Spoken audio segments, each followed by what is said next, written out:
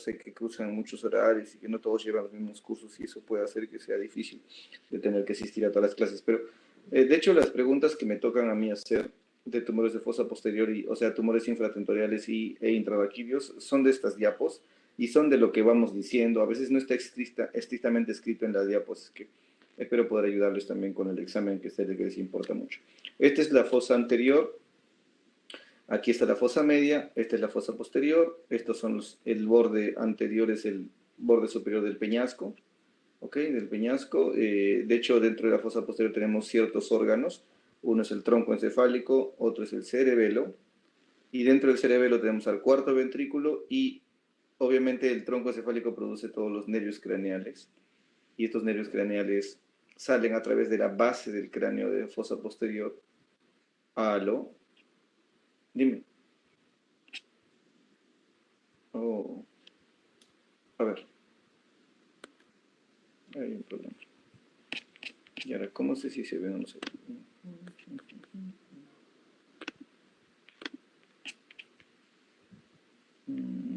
La pantalla completa de la ventana puede que se produzca efecto del espejo infinito.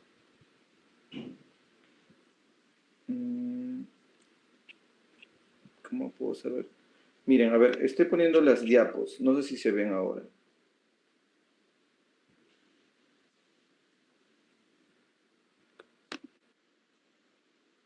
Ya, en esta imagen se ve lo que estamos viendo ahora. Ya, voy a avanzar así como para no salirme, porque cuando en modo presentación, pues no se parece a que se cuelga a veces. Les decía que son las tres fosas. Fosa posterior, el límite anterior es el borde superior del peñasco. ¿Qué órganos están en fosa posterior? Cerebelo, cuarto ventrículo, tronco encefálico y los nervios craneales que salen por sus orificios.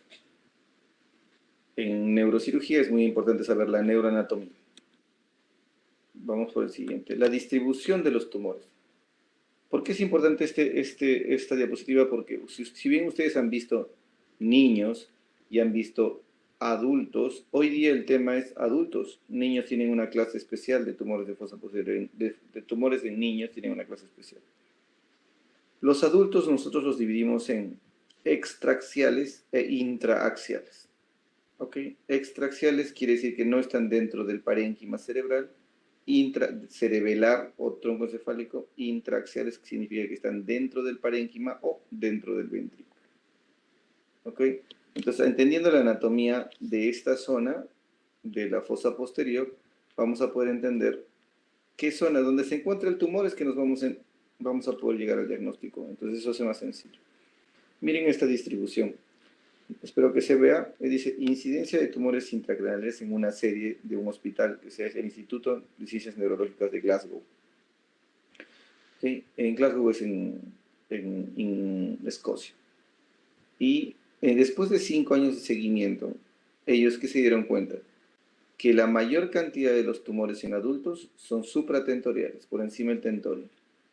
Y solamente el 16%, o sea, algo menos de la quinta parte, son infratentoriales. Mientras en adultos, en niños, se dieron cuenta que el 65% aproximadamente eran de infratentoriales y solamente un 35-40% eran supratentoriales. Es decir, en niños es más frecuente que sea en fosa posterior y en adultos es más frecuente que sean encima de la tentorio. Además de eso, en esta diapositiva también se ve la distribución. Miren, en niños, dos son los tumores predominantes, el astrocitoma pilocítico y el meduloblastoma. Por recordarles, el astrocitoma pilocítico es el tumor benigno más frecuente de la fosa posterior del niño y el meduloblastoma es el tumor maligno más frecuente de la fosa posterior del niño. Incluso intracraneal, ni siquiera solamente la fosa intracraneal del niño. Mientras que en el adulto, que es poca la cantidad, tiene una distribución mayor. A nosotros nos toca estudiar adultos, ¿no es cierto? Entonces vamos a estudiar al schwannoma, vamos a estudiar al hemangioblastoma, vamos a estudiar al astrocitoma, al meduloblastoma, al meningioma, a la metástasis. ¿Ok? Entonces eso es lo que vamos a hacer ahora. Hemos dicho que nosotros lo distribuimos de forma académica en intraaxiales que están dentro del cerebelo, dentro del tronco, dentro del cuarto ventrículo, y los de la glándula pineal. Si bien es cierto es una región aparte, se comporta muy parecido a estos tres. Los síntomas son de acuerdo a dónde se encuentra el tumor. Si está en cerebelo va a generar un síndrome cerebeloso, es decir, ataxia para la marcha, dismetría. Si está en el tronco cefálico va a generar sobre todo déficit motor. Si está en el cuarto ventrículo va a generar hidrocefalia. Y si está en la glándula pineal también genera hidrocefalia. Y de acuerdo a la localización hay un tumor más frecuente. Es decir, si nosotros nos aparece un tumor en cerebelo, no solamente lo diagnosticamos por la ubicación, sino también por la edad y por las características alrededor, igual el tronco cefálico, igual el cuarto ventrículo, igual glándula pineal. Y los grandes intraaxiales, perdón, los extraaxiales, los que no están dentro del parénquima o del ventrículo, son en relación a los orificios de salida de los nervios craneales. Por ejemplo, el ángulo pontocerebeloso. Por ejemplo, el foramen yugular. Otro ejemplo, el clivus, que es el piso de la fosa posterior, y el foramen magno, que es por donde sale la médula espinal. Dependiendo de dónde estemos localizados, vamos a sospechar de un tipo de tumor. ¿Ok? Vamos a ir al siguiente. Entonces vamos a empezar con los extraaxiales. Extraaxiales. ¿Ok? ¿Qué tumores extraaxiales conocemos? Aquí lo acabamos de ver. Neurinoma, meningioma. Son los dos principales, neurinoma y meningioma. El neurinoma, también llamado schwannoma, nació en las células de Schwann. ¿No es cierto? Las células de Schwann son las que producen mielina en el sistema nervioso periférico. En el sistema nervioso central, recuerden que son los oligodendrocitos. Vamos con los extraaxiales. Hemos dicho primero el neurinoma, más conocido como schwannoma, schwannoma vestibular. ¿Ok? Nuestro nombre que le damos nosotros así es neurinoma del acústico. Es un tumor de crecimiento lento. Aquí lo vamos a ver. Este es el tronco cefálico. Aquí se ve la arteria basilar. Aquí está el cerebelo. ¿Okay? En el espacio, en este ángulo que genera el cerebelo con el puente, ese ángulo se llama ángulo pontocerebeloso. En las imágenes, si se ve bien esta tomografía, apenas en este espacio cerebelo, aquí está el puente, en ese ángulo se produce el tumor. Esta está medio borrosa, no se nota tan bien. El tumor está aquí. Igual el tumor está aquí. ¿De dónde nació este tumor? Nació del acústico, perdón, del nervio vestibular, Ok, el nervio coclear y el nervio vestibular dentro del octavo nervio craneal. La mayoría de veces es del nervio vestibular. Ok, entonces, esas son las características. Ahora, ¿qué les va a venir en el examen? ¿Cuál es el tumor más frecuente del ángulo pontocerebeloso? Schwannoma vestibular o neurinoma del acústico, es lo mismo. ¿Ok? ¿Qué más les va a venir en el examen?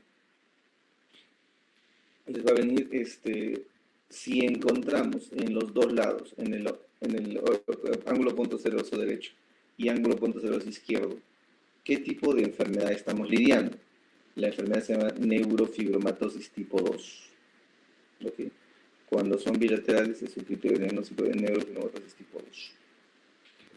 ¿Qué más? ¿Es el más frecuente de la fosa posterior del adulto? Sí. ¿Ok? Es el más frecuente de la fosa posterior del adulto. Probablemente no ven en su examen, pero deben saber que existen formas histológicas. Unos son compactos, otros son laxos. Van a producir hipoacusia neurosensorial. Y por la localización, obviamente, pueden afectar al séptimo, que está a su lado, o al quinto, que está un poquito arriba. Existe una clasificación que está en base a la resonancia y a su extensión. El tratamiento de los neurinomas, de un tiempo a esta parte, ha habido mucha controversia, porque inicialmente, muy temprano en los tiempos, solo era quirúrgico. Hubo una etapa en la cual dijeron que solamente debería hacerse radioterapia, porque es un tumor sensible a radioterapia. El problema es que hoy en día se sabe que el mejor tratamiento es una suma de los dos, la mejor cirugía posible y radioterapia. Ahí está un tumor. Ven al otro lado, el ángulo está cerrado. En ese ángulo se ha crecido este tumor. Clásicamente, este tumor se caracteriza por le decimos cono de lado, este cono de lado que está acá, que está ingresando conducto auditivo interno. Ese cono de lado es clásico de este tumor, ese cono de lado. Entonces, el más frecuente de la base de cráneo, de los nervios de la fosa posterior, el schwannoma. El segundo en frecuencia, meningioma. Si te preguntan en el examen, el segundo tumor en frecuencia en el ángulo pontocerebeloso, meningioma. Si encontramos dos meningiomas en los dos lados, así como schwannomas en los dos lados, ¿no? Decíamos, ¿no? Schwannomas en los dos lados significa neurofibromatosis tipo 2. Si encontramos meningiomas en los dos lados, también significa neurofibromatosis tipo 2. ¿Okay? Entonces, neurofibromatosis puede darte schwannomas o meningiomas. No suelen tener ese canal, este que les mostré, que es el cono de lado. No dan cono de lado en la resonancia magnética. Esta es la resonancia del meningioma. El cono de lado debería ser aquí, debería entrar y hacer un cono, pero no, lo bypassea, lo tapa y no genera un cono de lado ahí. Esta es la característica del meningioma en el ángulo pontocerebral. Miren cómo el puente está siendo aplastado, ¿no? Un tumor muy interesante y muy preguntado es el cordoma. El clivus, como ustedes saben, es la unión del hueso esfenoidal con el hueso occipital. Los dos juntos hacen el clivus. El hueso occipital por detrás, el esfenoides por delante, se juntan y hacen el clivus.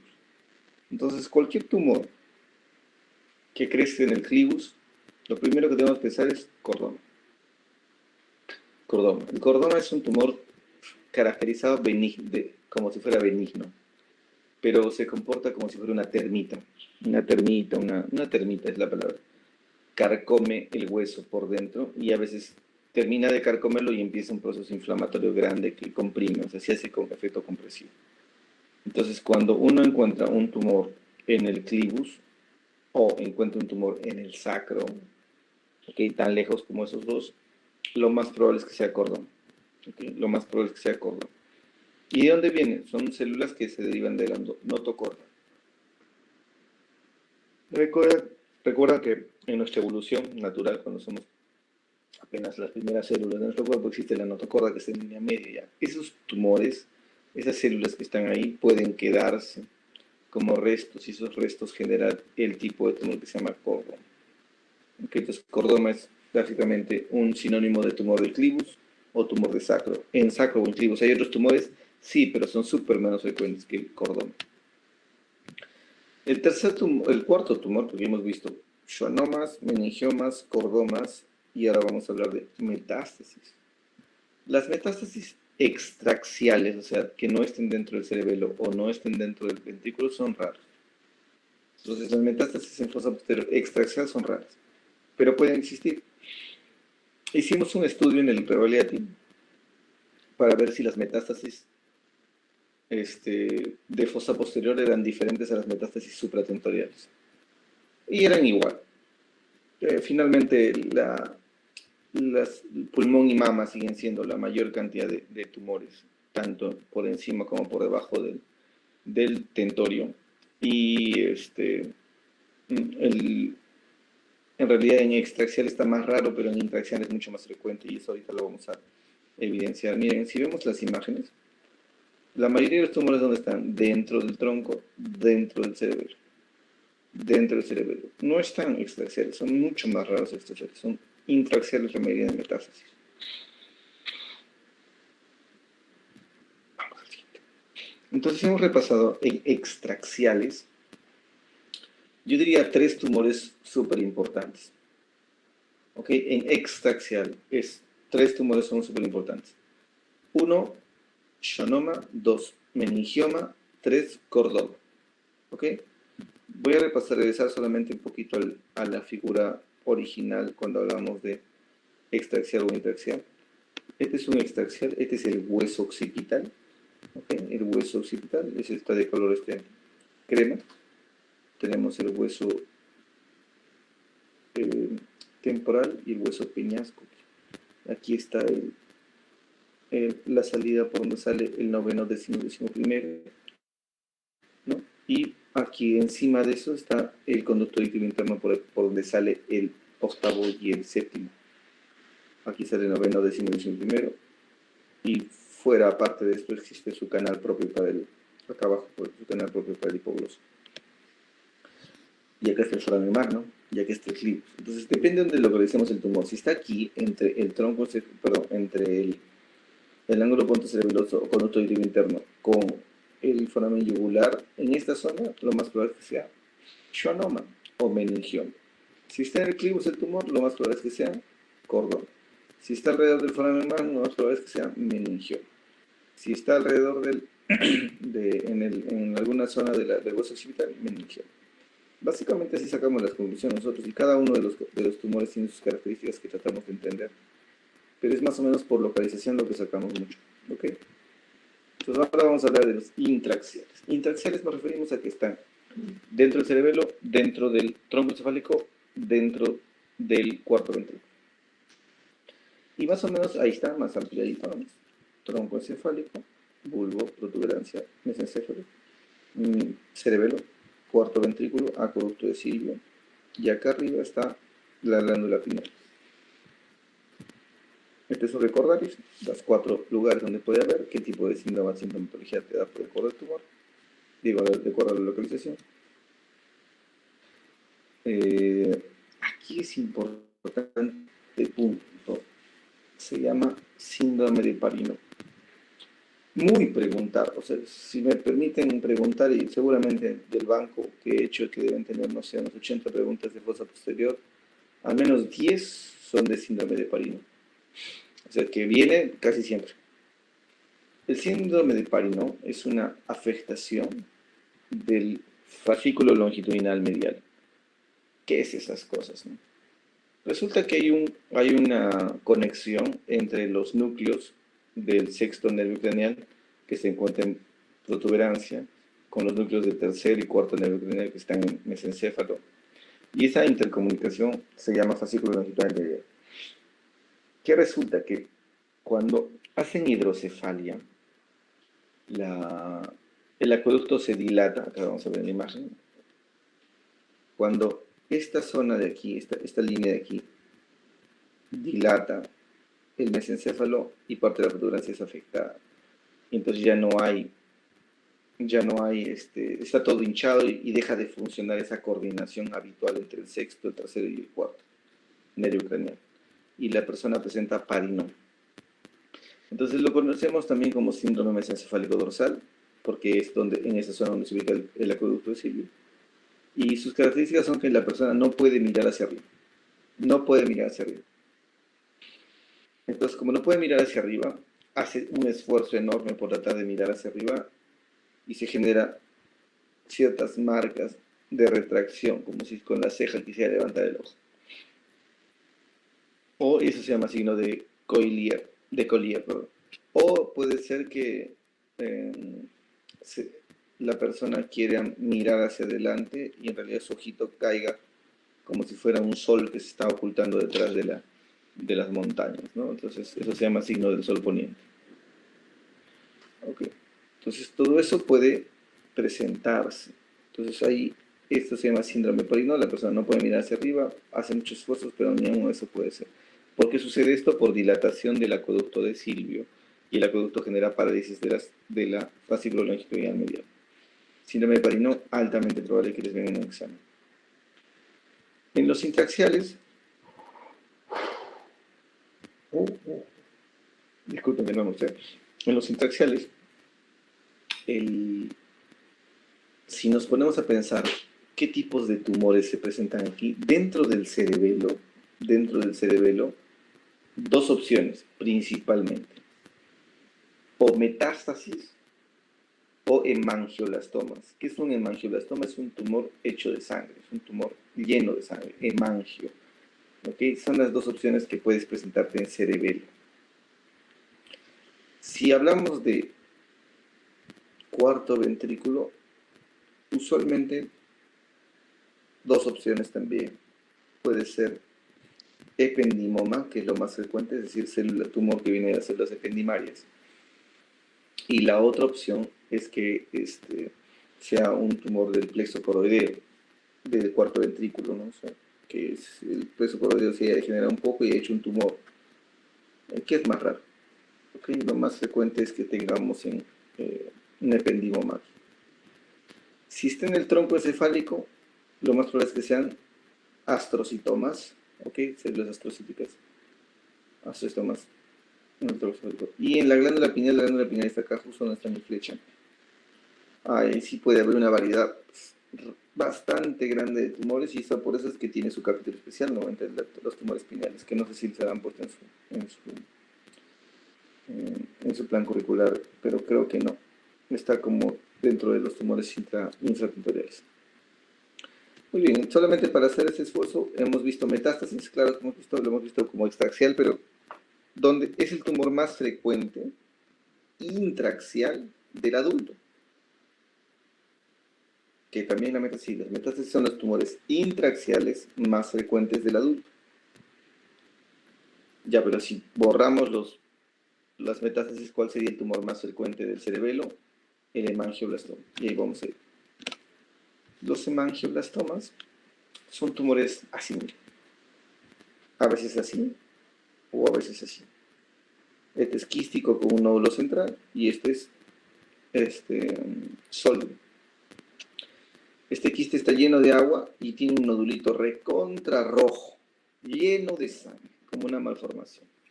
Igualmente esta lesión grandota tiene llena de sangre. Okay, entonces ese es un hemangioblastoma, pero ¿de dónde viene? Okay, ¿cuál es el que hay debajo? El hemangioblastoma es considerado un tumor benigno porque si tú lo sacas, se cura. Los hemangioblastomas son tumores llenos de sangre. Entonces es imposible, o la mayoría no se recomienda sacarlos en bloque, no se recomienda sacarlo por pedazos, sino en bloque, porque te va a sangrar si lo partes. Diría que el hemangioblastoma, lo más interesante y lo más preguntado y lo que les va a venir en su examen es su asociación con la enfermedad de von Hippel-Lindau. Y la enfermedad de von Hippel-Lindau es una enfermedad que se caracteriza, ¿por qué?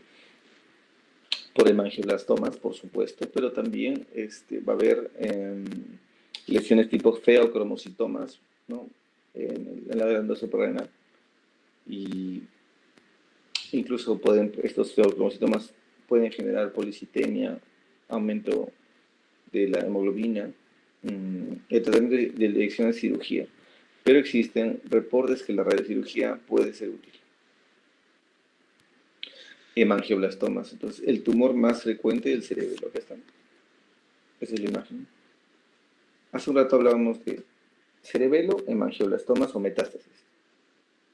Cuarto ventrículo, ependimomas. ¿Okay? Y los ependimomas también es muy preguntado. Es muy preguntable. ¿Por qué? Por la localización en cuarto ventrículo. La mayoría son en cuarto ventrículo, en tercero o en ventrículos laterales, pero entre los cuatro, el más frecuente es el de cuarto ventrículo. Okay. El tratamiento de la mayoría de los tumores que hemos visto anteriormente, por ejemplo, los extraaxiales como el schwannoma, el meningioma, solamente necesitan cirugía. Okay. Las metástasis, por supuesto, que van a necesitar más cosas que solamente cirugía. Y en el caso del tumor que hemos visto en cerebelo, que es hemangioblastoma también es solamente cirugía.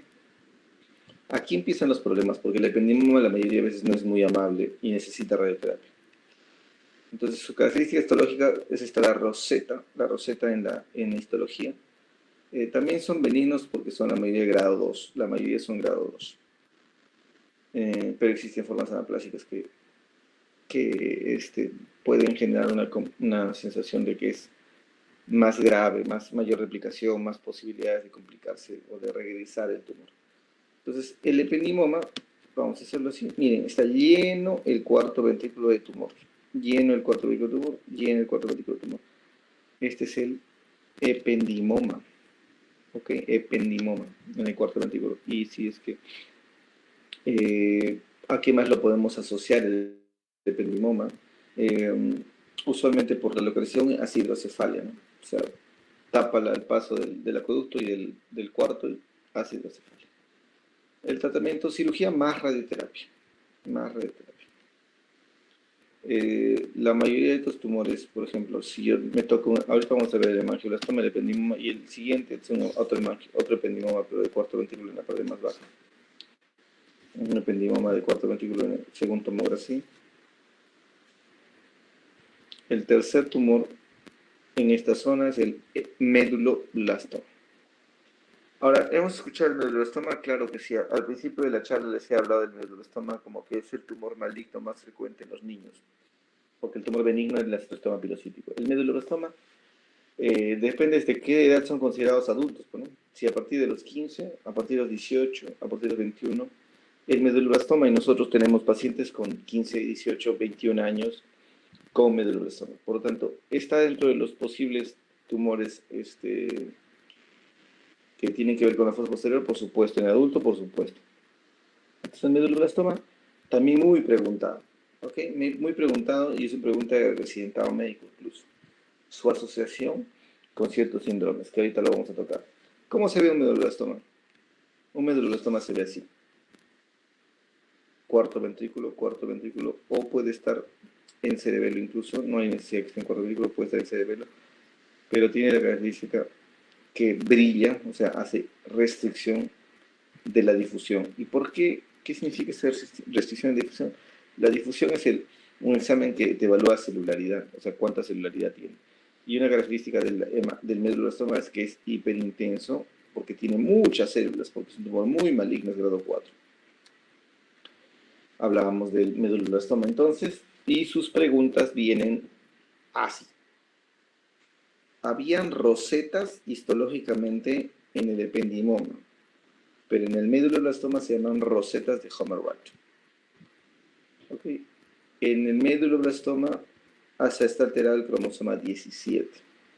Okay. Esa es una pregunta de examen, aunque parezcan, al menos los que van a postular para la universidad, para la residencia en Estados Unidos, esto preguntan.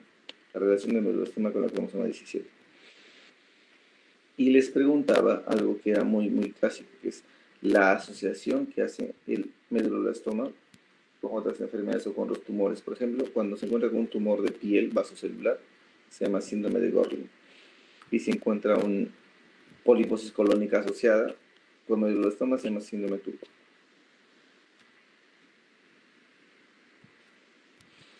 Conclusiones de esta parte es, si tú encuentras un tumor en el cuarto ventrículo, ¿qué se te va a ocurrir? Se te va a ocurrir que es ependimoma, ¿ok? Pero ese sí se origina en el piso del cuarto ventrículo. Si se origina en el techo, donde no hay, donde está el cerebelo directamente, es probable que un meduloblastoma puede estar ahí. Si encontramos, no, perdón, ahora sí les voy a ahorita. Ese es un poco el corolario de esta primera parte. Vamos a ver, por ejemplo, existen estos tumores mucho más raros que son papilomas de plexo coroideo, ¿ok? Y en general crecen tan lento que a veces no son un problema, pero lo que te van a generar es hidrocefalia. Y crecen a partir del cuarto ventrículo, del plexo coroideo del cuarto ventrículo. Y pueden incluso ser muy agresivos como el carcinoma del plexo coroideo, pero raro. Este tipo de tumor es raro y preguntable, más raro todavía. Ahí te le pendimos en el cuarto ventrículo. Cuando hablamos de cerebelo y hablamos de qué es ser adulto, les dije, no, hay pacientes que tienen, nosotros manejamos con más de 15 años, más de 17 años, más de 21 años, y decíamos que el meduloblastoma era una opción que podía presentarse, y el astrostoma pilocítico también. O sea, el astrostoma pilocítico y el meduloblastoma son tumores de niños. Pero con nosotros se puede presentar en adultos jóvenes, ¿no? 21 años, 25 años. Entonces, por eso es que también lo estudiamos. La localización frecuente, cerebelo. ¿Ok? Este es un astrostoma pilocítico. Es una imagen quística con un nódulo, quística con dos nódulos aquí, quística con los mismos nódulos, quística. Entonces, este es el esquema. El esquema es un quiste con un nódulo central. Este es el astrostoma pilocítico. Pero hemos visto dos imágenes de ese tipo. Así como este Hemos visto uno más acá. Este de acá. Quiste con su nódulo. Entonces la pregunta es, ¿cuál es cuál? Porque ¿cómo nos vamos a dar cuenta? ¿Cómo puedo darme cuenta yo si eso tiene o no? Es que si sucede en niños o jóvenes, es muy probable que sea un astroma pilocítico. Si es en adultos, es un hemangioblastoma. O sea, la edad es un contexto que hay que conocer. Finalmente vamos a tomar un poco el tema del tallo encefálico, que son los de tronco encefálico, que en su mayoría son gliomas. La mayoría son gliomas. Y eso hace que los pacientes tengan mal pronóstico. Por eso dice, el pronóstico de sobrevida está entre 6 a 9 meses. 90% fallece. La radiocirugía es un tratamiento paliativo. Algunas veces en mesencéfalo o en bulbo, que son más delgados, los tumores están más a flor de piel y se pueden operar, pero la mayoría son protuberancia y el pronóstico no es bueno. Este es el mesencéfalo de cabeza.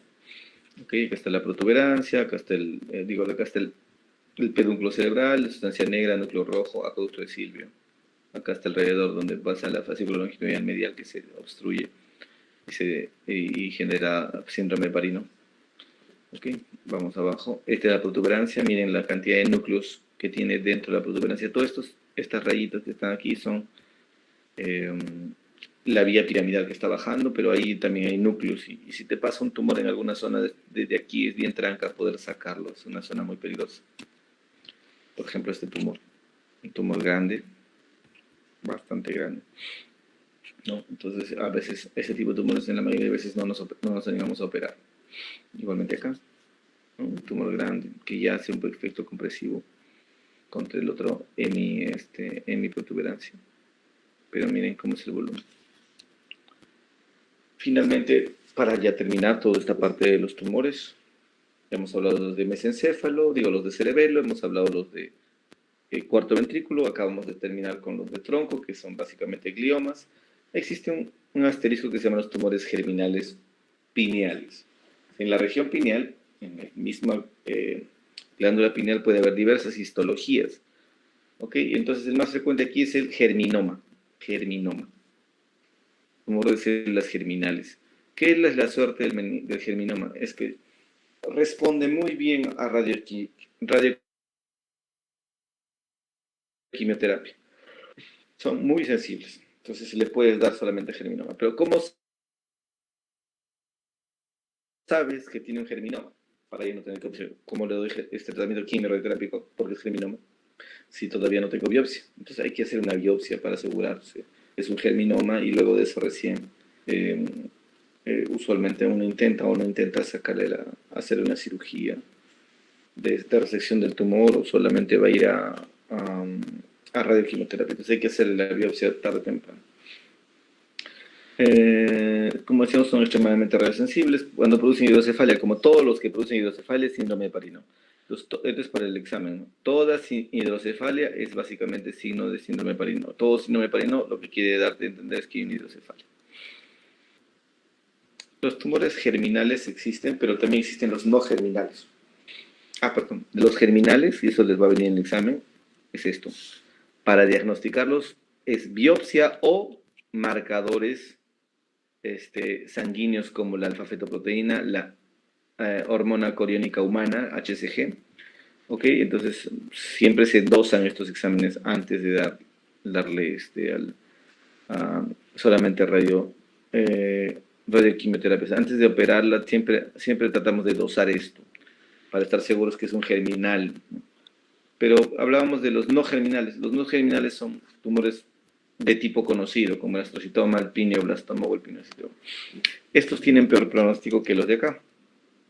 Los germinales tienen mejor pronóstico que los no germinales, porque los no germinales hay que operarlos y hay que resecarlos. Entonces se incrementa el riesgo de que se pueda el paciente quedar bien, ¿no? Entonces, eso es importante. El resumen del tratamiento de todos estos tumores, el meduloblastoma, tumor grado 4, tumor maligno más frecuente del niño, pero también encontramos en adulto, tiene que hacerse cirugía, quimioterapia, radioterapia. El astrocitoma usualmente va a cirugía y los astrocitomas Casi todos van a cirugía, ¿ok? Salvo las células germinales, que son biopsia, ¿no? De ahí, los estrocitomas tienen que ir a resección y cada vez que reseques, si te queda tumor, debes darle radioterapia. El glioblastoma necesita de todo: cirugía, radioterapia y quimioterapia. El tallo encefálico, igual que el glioblastoma, igual que el meduloblastoma, necesitan todo. En el tallo encefálico, lo más probable es que sean gliomas y solamente se va a tratar si es que son exofíticos, es decir, si están a flor de piel el tumor. Y el de células germinales, que solamente necesita biopsia. Muy bien, vamos a ahora empezar con la siguiente parte. Este es mucho más corto, el intrarraquídeos. Vamos a tomarnos un par de minutos para que tomen agua, para que no sé, se levanten, hagan un pequeño estiramiento, porque tanto nombre debe estar mareándolos un poquito. Un minuto, ya nos tomamos un minuto, no me voy a ir de acá, no hay problema, voy a estar solamente revisando algo pequeño. Si hay alguna pregunta lo pueden escribir en el chat también. Agradezco a los 14 que todavía están presentes. Bueno, 13, porque yo soy 2 veces. A Brenda, Camila, Fresia, Jacqueline, Karim, María del Carmen, pura damas, puras señoritas. María Fernanda, María Genoveva, Mayra, Irina, Naila. No está ni siquiera todo mi grupo. Solo está Natalie, que es de mi grupo.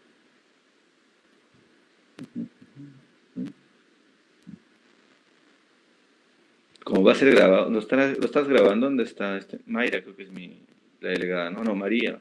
O Mayra. O María Fernanda. Ahí no me acuerdo. María del Carmen. Sí, doctor. Bueno, sí, doctor. Hola, muchas Marías. Lo estás grabando, ¿no? Sí, doctor. Ya, pues ya lo compartirás para que puedan entender las preguntas. Pero más o menos algunas cosas que no se olviden son síndrome de Parinó, no se olviden de las características de localización, de edad y del tipo de tratamiento. Ya, vamos a empezar ahora sí con la siguiente parte. Es mucho más corto porque son los mismos tumores, pero en localizaciones de acuerdo a la estructura que vamos a ver. A ver, se ve intrarraquídeos. Intrarraquídeos, esta es la médula espinal, el tamaño es del grosor de nuestro dedo meñique, de ese tamaño es el grosor de la médula espinal. Esta es la parte ya de la caudequina, la parte final. Ahí están todas las raíces. Nosotros no lo clasificamos ahora en extraaxiales e intraaxiales, sino los clasificamos en extradural, intradural, y los intradurales en intramedular o extramedular. ¿Ok? De acuerdo a esta localización, decidimos qué tipo de tumores, o sospechamos de qué tipo de tumores. Vamos, esto es importante. La imagen, miren, la mayor cantidad de los tumores son extradurales. Otro porcentaje, algo menor, son los intradurales, pero no dentro de la médula, extramedulares. Y los intramedulares sí son mucho menos o mucho más raros. ¿Ok? Lo mismo, este mismo concepto se repite muchas veces porque es importante que se acuerden. Extradural, intradural, dural, extramedular, intramedular. ¿Ok? Aquí ya con hueso. Extradural, intradural, aquí está intradural, extramedular, intramedular. ¿Ok? Como ven, eso es importante. Entender que esto, de dónde viene el tumor. Otra vez, el mismo concepto, ¿no? Lo mismo. ¿Qué síntomas produce la compresión medular? Motor, sensitivo y esfinterial. Los tres. ¿Ok? Motor, sensitivo y esfinterial. Un ejemplo. Este es un tumor. A ver, espero que se vea. No sé si sigan la flecha. Esto que está aquí es una resonancia T2 sagital, dorsal. Vértebra, vértebra, vértebra, vértebra. Médula espinal aquí. Líquido cefalorraquídeo aquí. Esta línea que está aquí es la dura madre. Si tú haces seguimiento de esta dura madre, vas viendo que la lesión en realidad la respeta y es extradural la lesión. Es una lesión extradural. ¿Qué es lo más frecuente de los extradurales? Metástasis. Las metástasis son lo más frecuente en todo lado. Metástasis es lo más frecuente de los extradurales. ¿Ok? A veces rompen el hueso, lo quiebran, porque es un tumor que produce fractura en la metástasis y por ahí invade. Entonces, acá dice el hemangioma. El hemangioma es un espacio de vena dentro de una vértebra. No es peligroso, no es nada que deba preocuparnos. Extradural, por lo tanto, lo más frecuente, metástasis. ¿De dónde? De los mismos lugares. Pulmón, mama. Pero aquí se suman los linfomas. ¿Ok? Los linfomas.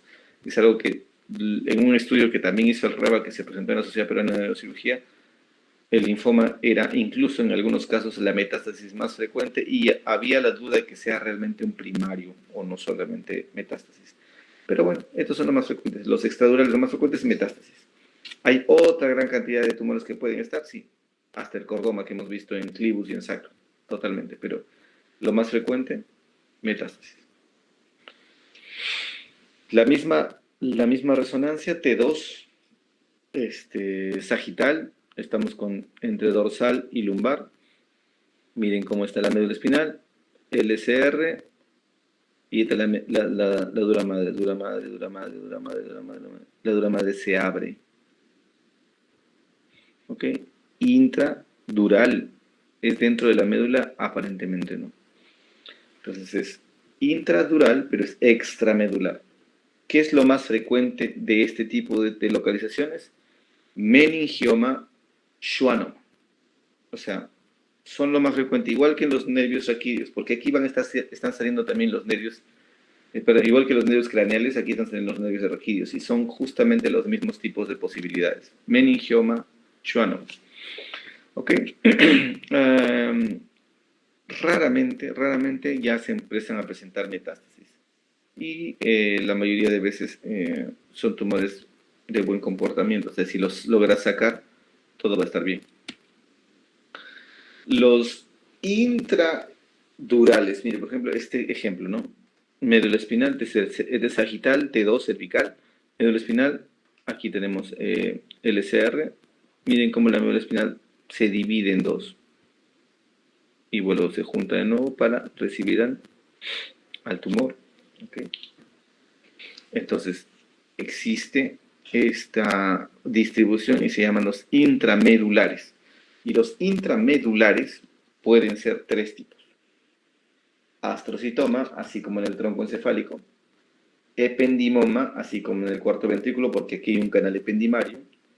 Hemangioblastoma, así como en el cerebelo, porque aquí también puede haber, sobre todo asociado a von Hippel-Lindau, que también lo hemos nombrado.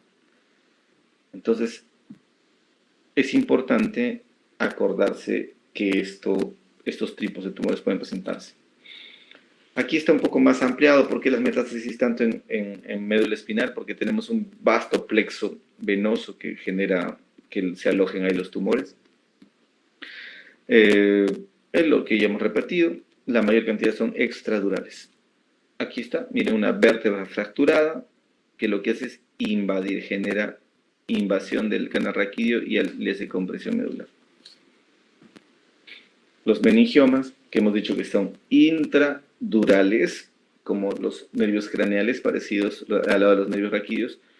El mismo tema, la mayoría son torácicos, son benignos, la mayoría en grado 1, y van a generar compresión medular, ¿no? Ahí está, por ejemplo, una imagen de un meningioma. Por ejemplo, podría ser considerado un meningioma de la unión craneocervical, C2 y C3.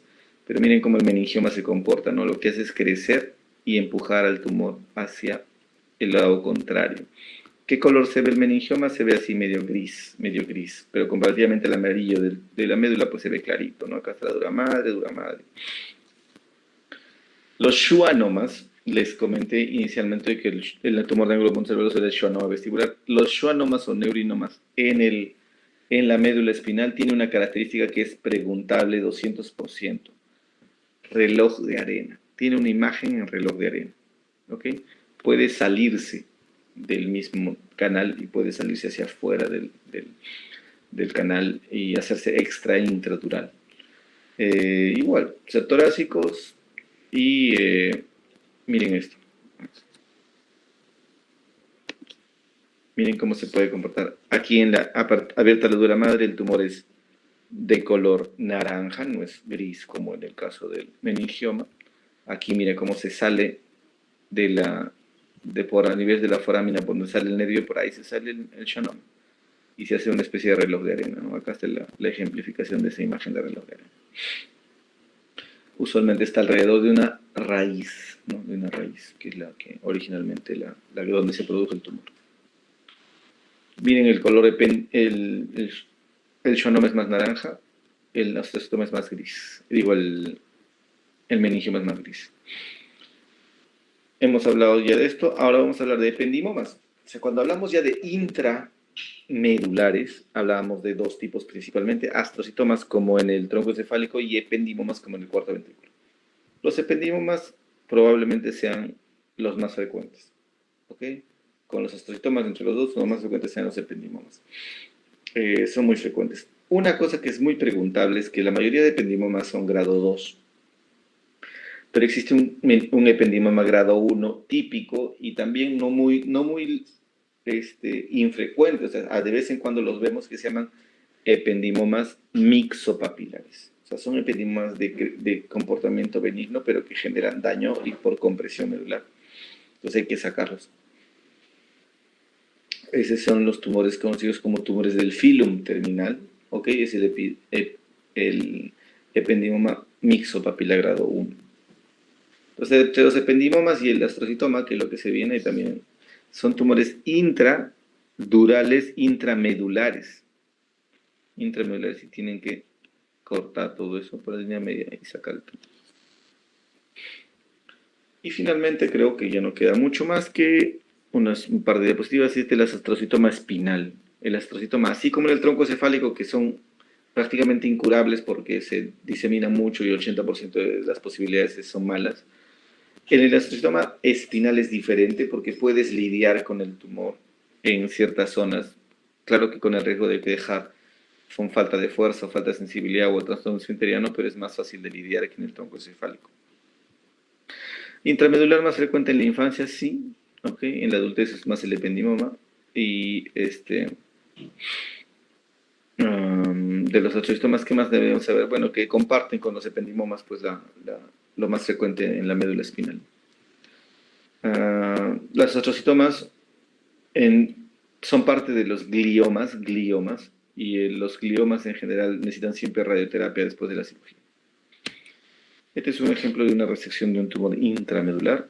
Está así en tumor, le hacen la mixtomía, ¿no es cierto? Le hacen apertura de dura madre y luego le hacen un corte, una mielotomía, tienen al tumor y lo que hacen es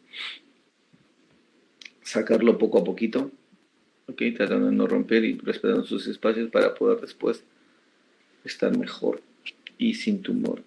Y ese es el plan en los intramedulares. Así es que eso es lo que les quería presentar. He tratado de ser claro, pero al mismo tiempo he tratado de cumplir el tiempo porque entiendo que es pesado, muchos nombres, muchos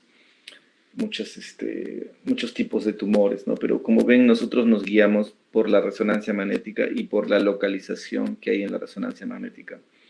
Eso es importantísimo para nosotros para poder diagnosticar a los pacientes o darles un tratamiento o intentar algún tipo de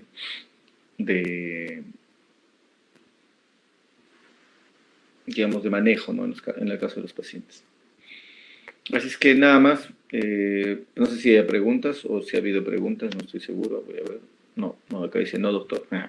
Pero si hay alguna pregunta pueden escribirlo o pueden, si quieren, siempre les digo lo mismo, si quieren pueden escribirme al WhatsApp. A los que están rotando, 88, no es 8. A mi delegada le pueden pedir a la delegada o a la delegada